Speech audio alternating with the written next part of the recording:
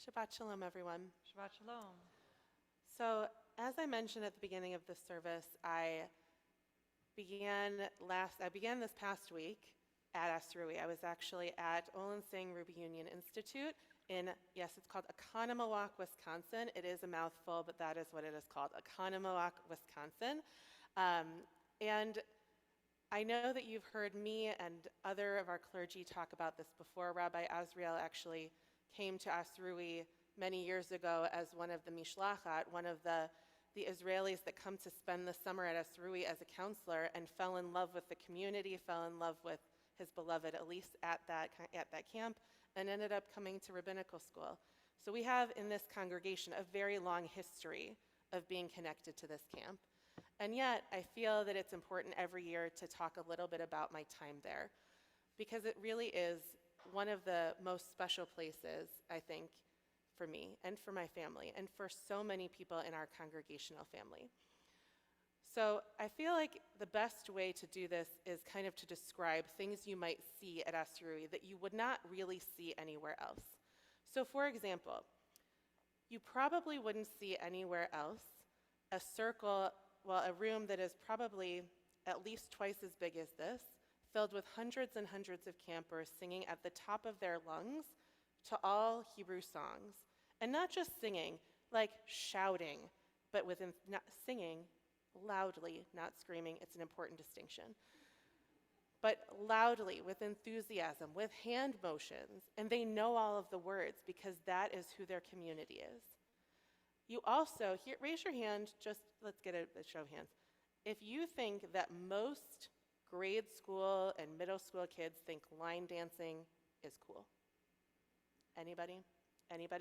No, this was a phenomenon to Jared too, because for the first time he stayed for Rikud, which is Israeli dancing, and some of this spans from like the 70s on up, and it's line dancing. But somehow at camp, you have a room with hundreds of kids line dancing, with just every fiber of their being, and having mosh pits and enjoying it, where more enthusiasm than you can possibly imagine. I have videos as proof because you wouldn't believe me otherwise.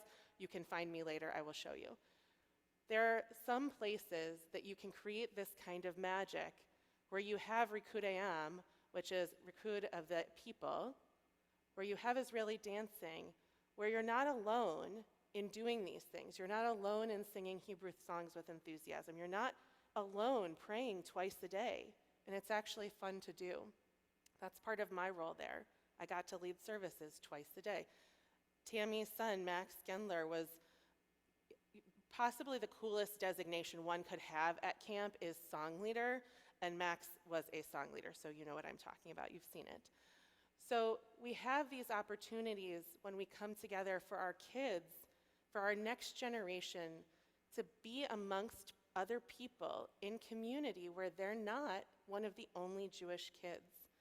And despite coming together at Temple and being in this space and being at Federation and the J, and we have great opportunities to do that here, it's not quite the same as when you go into a space and the whole world in that time spans Jewish life and Jewish time. Sorry, Larry's here too. It's Larry's son too. I didn't mean to exclude you, Larry. I'm sorry. It's hard to see everybody who's out there. Please forgive me. But it's hard to know how to explain what it means for our generation of kids who go through life in a secular world. We all do it, where we're part of the minority, where we know that time and the way of the world conducts differently, where the secular calendar is the way of doing things, where we have school breaks during Christian holidays, where you go into the stores and it's Christmas season, or it's Thanksgiving season, or it's Halloween season.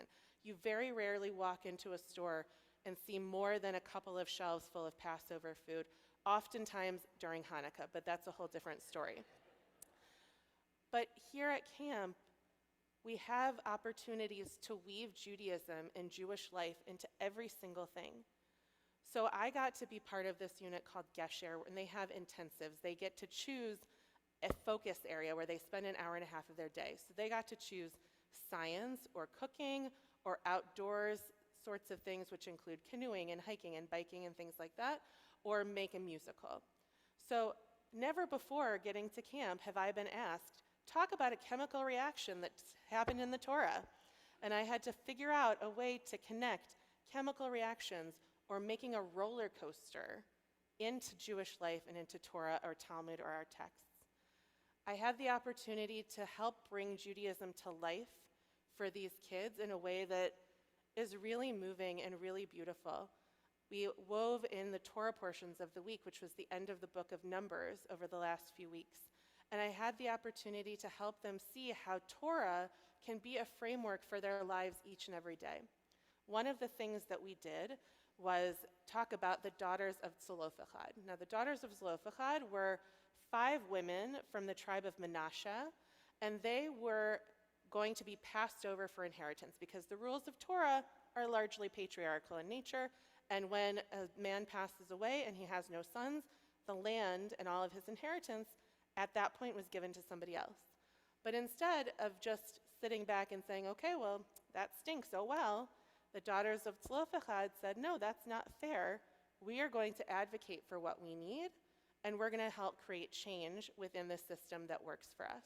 So they went to Moses and they said, if a man doesn't have any daughters, all of his possessions and his lands shouldn't just pass by us. And Moses took that to God. They deliberated and they came back and they said, you know what, you're right.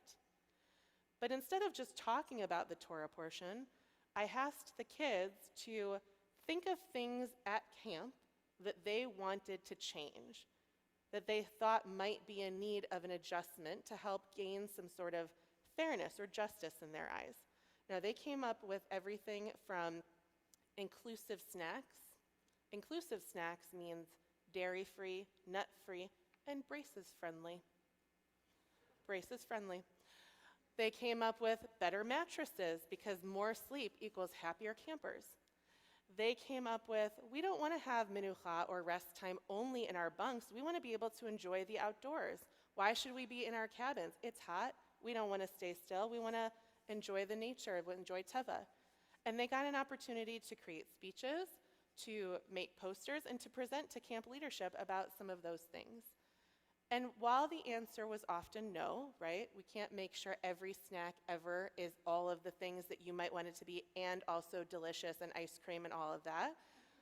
And we cannot buy new mattresses for every single person in camp.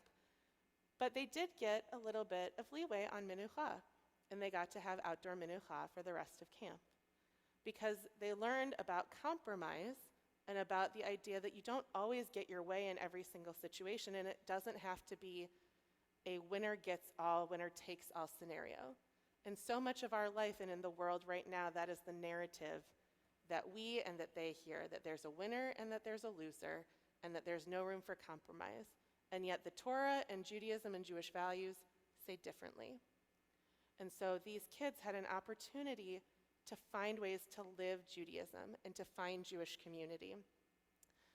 We had campers who came from Israel who spoke about their experiences over the last year and talked a great deal about what being in Jewish community outside of Israel meant to them. And they became friends with the kids who were from big cities in America, but also kids like ours who are from Arkansas or Iowa, where they may be the only Jewish kid in their class. And they found common ground, and they talked about what it means to be in a space where it is safe to be who you are and believe everything that you want to believe and be seen in the fullness of your authentic selves. And they figured out that it's okay to be able to stand up for what you believe in, and that Torah can guide all of these conversations and all of these decisions. They had an opportunity to bring Judaism to life in a way that we should learn from in this community each and every day. When the world gives us questions, Judaism has opportunities to help us find the answers. The answers have been there for generations. They continue to be. And so what I bring back from camp with me this year is an excitement and a passion to help continue to teach and to live Judaism and to find ways to bring that into our community. I'm happy to tell you more. I would love to make opportunities for all of us to engage in this kind of passionate, exciting Jewish living and learning. So I look forward to telling you more in the coming weeks.